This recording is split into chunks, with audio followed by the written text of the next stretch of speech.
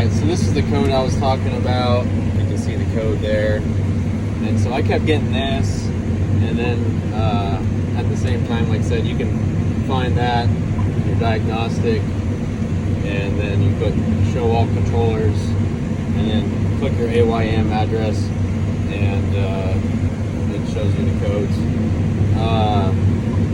And so the reason I knew it wasn't working is, it just, the moisture readout, the active moisture readout would just be solid. And, I could confirm that by coming here, and it'd just be a solid line all the way through. And I knew that wasn't accurate.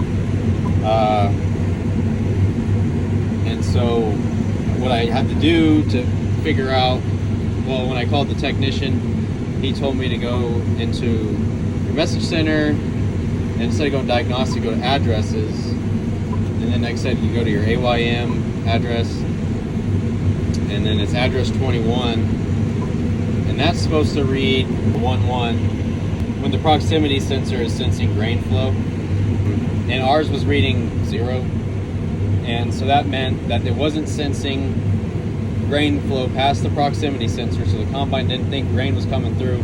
This is what it looks like out of the box. So like I said, this is your eye that senses the flow. Pricey son of a gun. This thing's like $380, but I don't know, it's working now, and it's pretty important.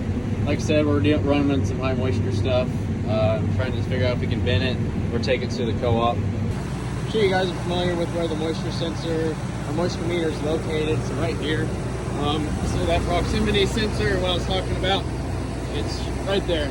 This white thing right there, you kind of can see that right there. That's the proximity sensor, so that went bad.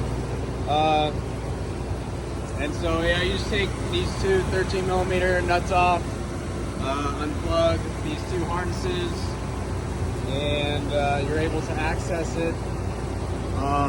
And what that does is it controls, it goes into there's a modem in there that sends power through to the actuator here that drives the auger. You can also double check by just sending power, running probes to the actuator and just manually running it off 12 volts, just double check.